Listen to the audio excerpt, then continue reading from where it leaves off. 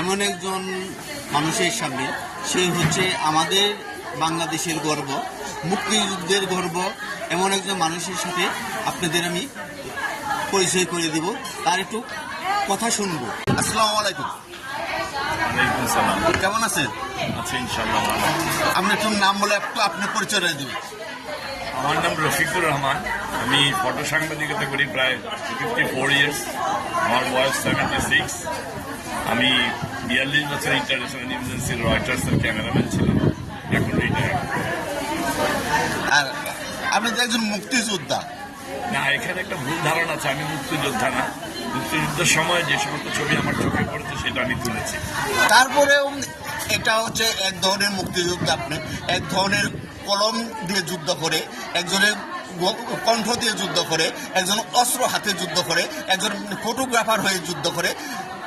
মুক্তিযুদ্ধের ক্ষেত্রে বিভিন্ন সময় বিভিন্ন প্রচার করা হয়েছে। আপনিও সেই ধরনের একজন মুক্তিযোদ্ধা, সে দিনের একটু ইতিহাস একটু বলবেন। মুক্তিযুদ্ধ যখন শুরু হয় সেই 7ই মার্চের ভাষণ থেকে আরম্ভ করে, সেদিন আমি স্টেজে ছিলাম। সেই শেখ মুজিবুর রহমানের সেই ভাষণের ছবি আমি তুলেছি। পরবর্তীতে পরিস্থিতিগুলো আমি ছবিতে ধারণ করেছি। মুক্তিযুদ্ধে সরাসরি আমার যাওয়ার কোনো চান্স হয়নি। এদেশে থেকেই যে সমস্ত ছবি সে সময় আমার চোখের সামনে পড়েছে সেগুলো তুলেছি।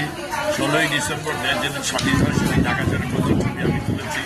পরবর্তীতে অনেক ছবি তুলেছি, তবে মূল ছবি যেটার জন্য খুব আফসোস যে আমাদের একজন আহত হয়ে যাওয়া, তো ওই সন্ধ্যায় ডাক্তারের কাছে নিয়ে হসপিটালে নিয়ে যাওয়ার কারণে ওই সারেন্ডারের ছবিটা আমি মিস করেছি। সেটা একটা দুঃখ রয়ে গেছে।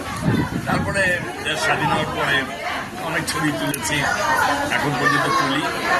তারপরে সবার সব মনে তো আল্লাহ পূরণ করবে না, কিছু কিছু আশা অপূর্ণ থেকে যাবে।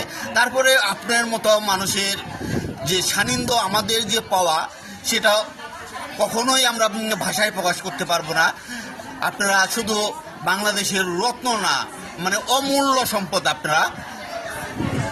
তাই ভালো থাকবেন, সুস্থ থাকবেন। সৃষ্টিকর্তা যেন আপনাদের আরও দীর্ঘদিন বাঁচিয়ে রাখে। আপনাদের মতো মানুষের কাছ থেকে আমাদের যে নেক্সট প্রজন্মরা, তারা যেন কিছু ইতিহাস জানতে পারে এবং শিখতে পারে এবং শুনতে পারে। ভালো থাকবেন।